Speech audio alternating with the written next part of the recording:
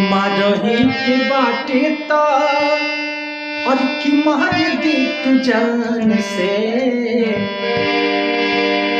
मारही के बाटे ता और मार दी तू जान से।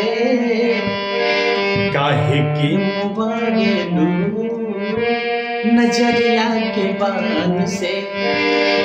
काहे के मुबारेलू नजरिया के बान से। मारही के बाटे ता मार दे तू जान से।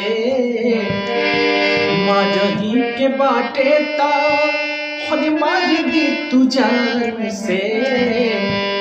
काहे के मुबारेलू नजरिया के बान से।